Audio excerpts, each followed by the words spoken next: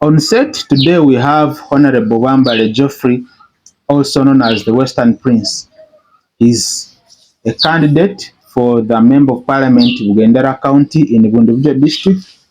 He's also the Vice Chairperson Youth Western Region under the National Unity Platform. Welcome on set, Brother Geoffrey. Yes, once again. Thanks for hosting me again. Since 1981, when President Museveni chose to go to the bush as a youthful politician, fought the war and changed the status quo at that time, there has been unprecedented involvement of the youth in the frontline politics of this country. Today, we look into that. This is Bwambale TV.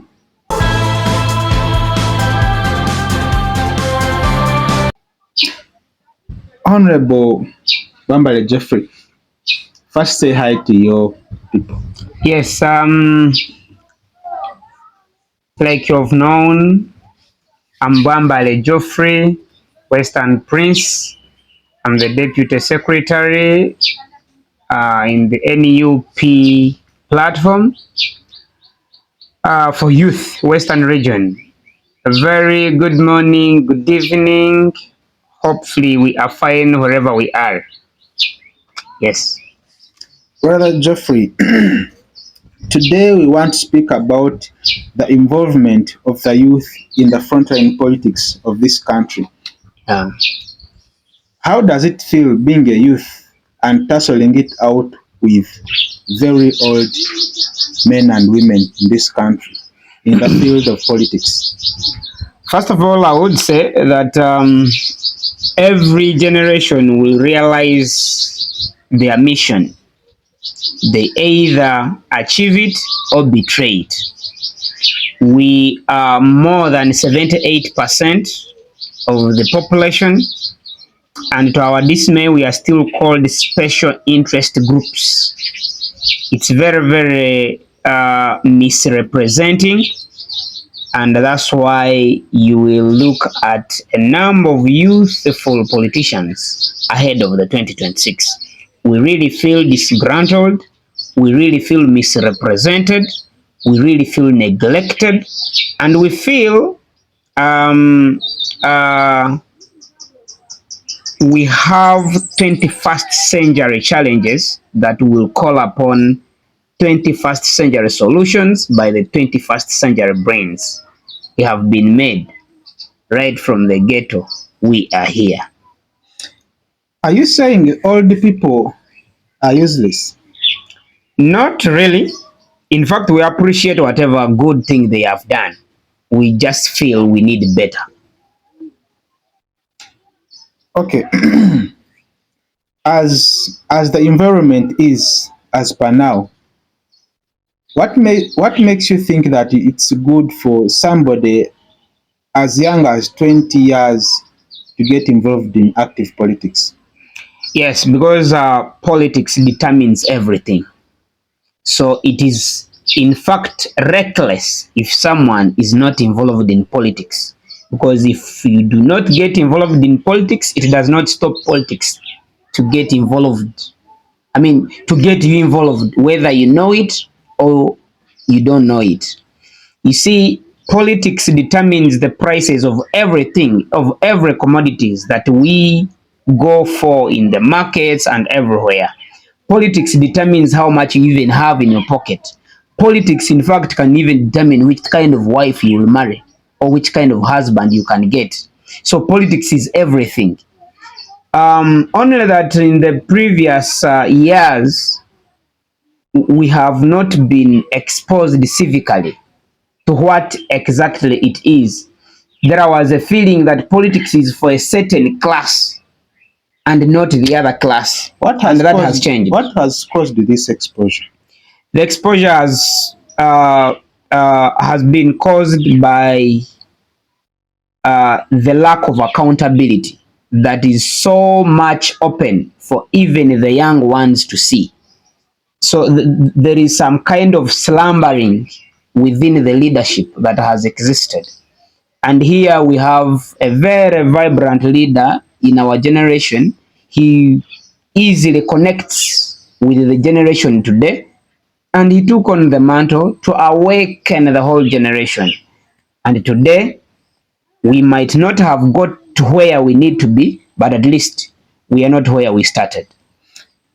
You are an active politician yourself. Yeah. To be specific, you're contesting for the position of Member of Parliament, Bugandera County, in Yes. the individual district. Yes, please. Would you advise another youth, you being the secretary for youth in the National Unity Platform for the Western region, would you advise another youth to do what you're doing, or it's risky? You see, either way, if you get involved, you face the risks. If you don't get involved, you even face the risks harder. So we have one option to get involved and rectify whatever is wrong. I recently watched a video of a Nigerian girl. The lady was crying the allowances they give them. She comes home, the power is expensive, water is expensive, food is expensive, rent is expensive, everything is utterly expensive. And she even shed tears. She was saying, this president is a very terrible president. And there are some people who came out and attacked her, and even the NYSC secretariat called her, threatening her, and you would see the bitterness in her eyes. She was very bitter. She was saying she's young, she has just started life as a young person, and everything is expensive, and she's getting depressed. And it gets me to a point where you're saying, even if you don't involve yourself in politics, politics will find a way of involving itself in your life. Yeah, and that's exactly what it is. What's your advice to the youth? My advice to the youth is we are on our own and we have to get working harder to free up. Every generation must realize their mission to either fulfill it or betray it. So we are here, literally, we would call ourselves captives. Though some are in prison and some are walking out of prison. You get in prison in this way, that even when you are not in prison but you don't have what to eat, You're equal in prison. Is it true that the youth are always right and the old people are always wrong? I think that would be an oversight. There is no human being who is always right. There's no human being who is always wrong. Because there has always been this saying among the youth, you are an old person. There is nothing you can say to us. You know, this generation is a different kind of a generation. In my view, personally, I think that's an unfair. It is a very unfair judgment. We have a lot of old men and old women who are very, very understandable. I think maybe one of them or two of them or a few of them misrepresent the others. But there are a lot, in fact, we are supported by very many old people who want better for this country. So we are not just a youthful revolution. Only that, yes, our leadership is full of youthful energy. Because we still have that energy to go out there and say, look, this is possible. At certain ages, scientifically, you are tired. And that's a fact. Yeah. That's why we really feel some of these our elders should get back home and we take care of them. They should not hustle so much with life when their scientific capacities have really reduced. I mean, at a certain age, your energies are so low that you really need them for your daily few chores and not the hustles outside there. We really feel they should give us chance because we are still energetic. There is also a likelihood that a youth can be there having no knowledge about things at all. Yeah, many have not labored so much to do research. But at some point, I again, you see, our constitution is clear.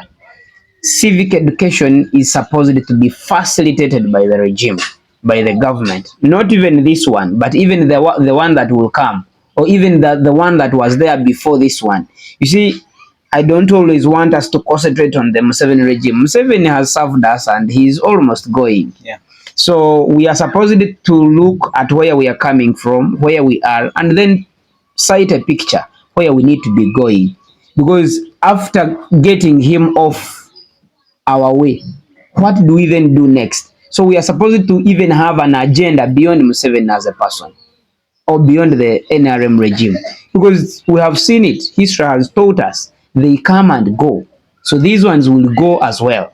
As a member of the National Unity Platform, do you have that agenda of post-Museveni government? We have a new Uganda. It is very, very well packaged if you unpack it.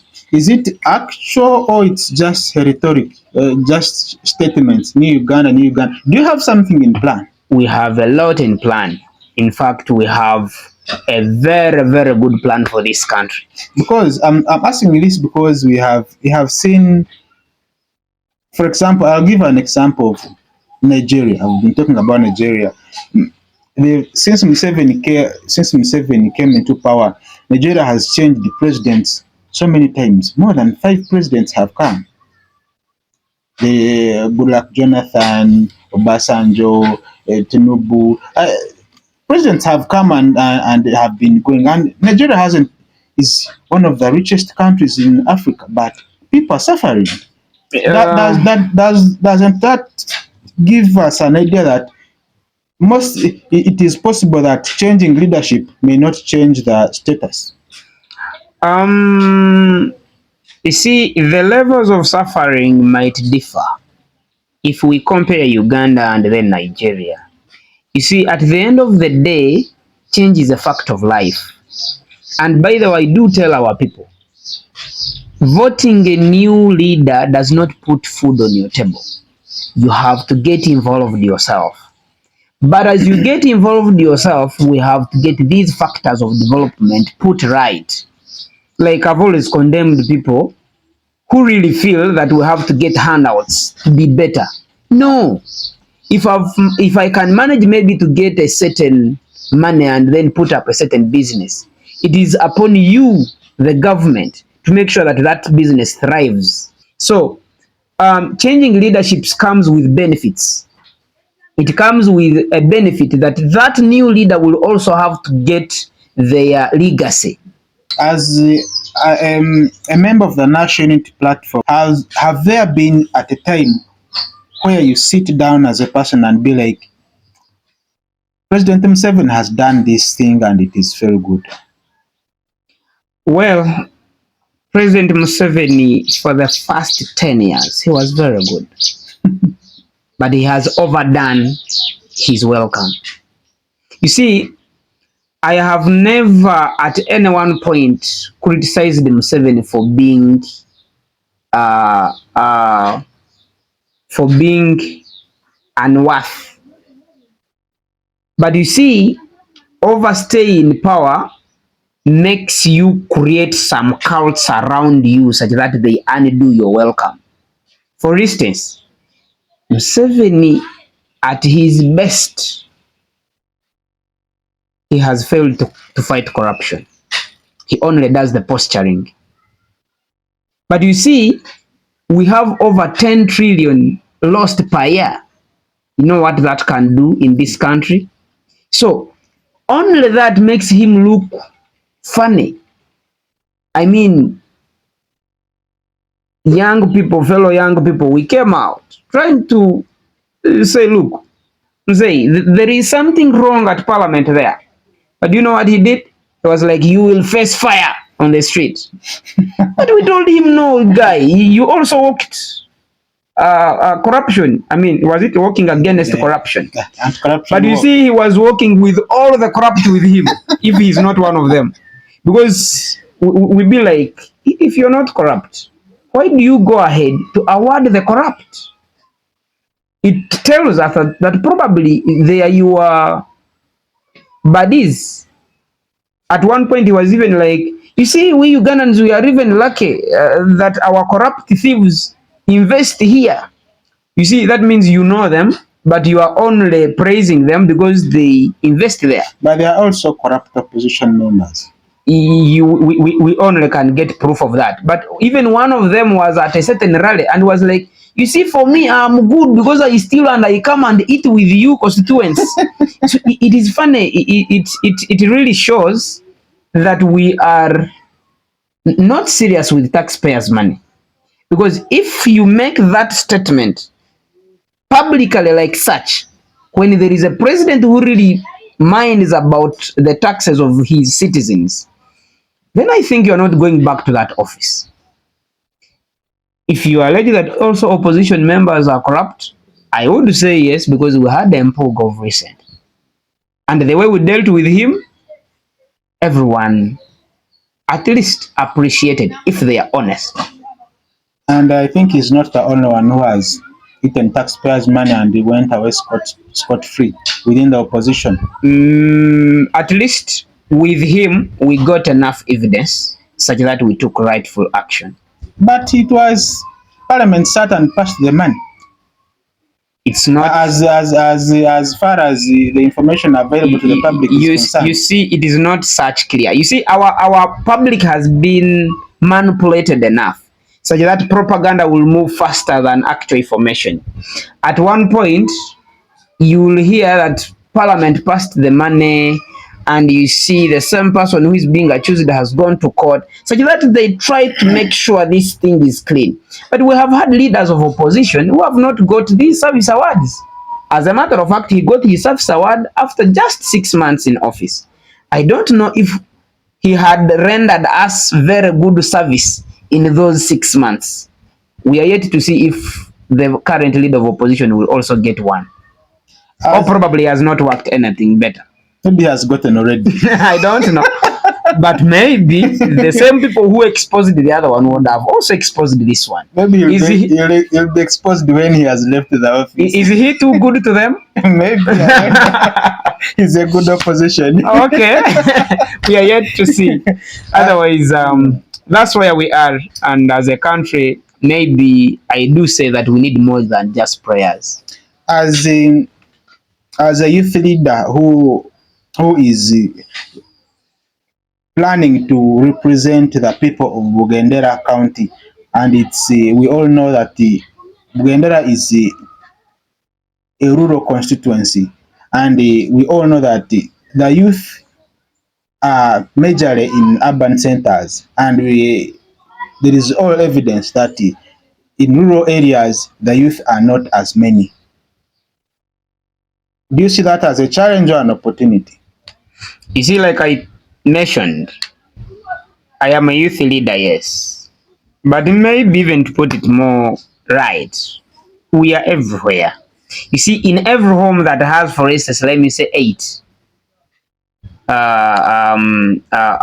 homestead members, 6 of them are youth, and 2 are old men, as in mother and father. Yeah, most likely they don't vote from there. They stay in towns. You see, we have tried to continue sensitizing and then trying to make sure there is some kind of civic awareness.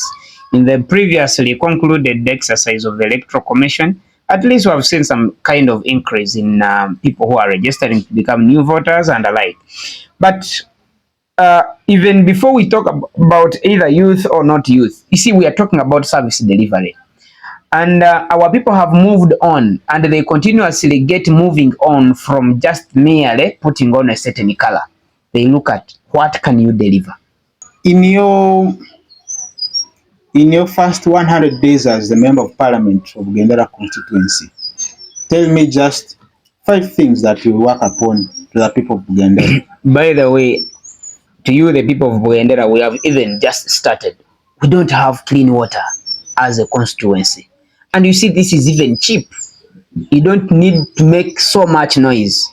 But as I talk, there are some, at least, there are some lobbying efforts that are already going on even before we get into office. In fact, we are serious, we are getting there.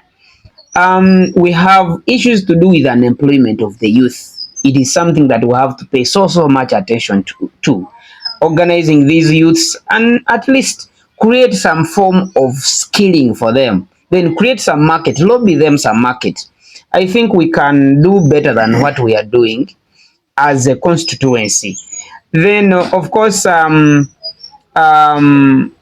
have very enormously skilled young people. We have to pay attention to this. The music industry and then the different sports. We have to pay attention to this, then lobby these other kind of well-developed entities such that they pay attention to us. By the way, my major concern is raising the voice of Bondibujo. We have not been talked about enough to those different national and international bodies.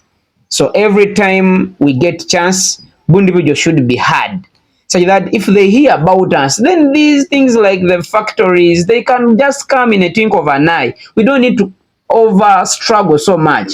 We only need to bang these tables that really matter in delivering what it is that we need to receive as the people of Bundibujo. We have supported this regime for quite some time. I mean, Mr. Museveni, we used to vote him 90%, 90 something percent. But you see, the returns are not worth it. Look at our hospital. Of recent, it was in the news. It is a sick facility. I mean, we call it even a death trap because it is what it is. We have equipment in the theater that are rusted.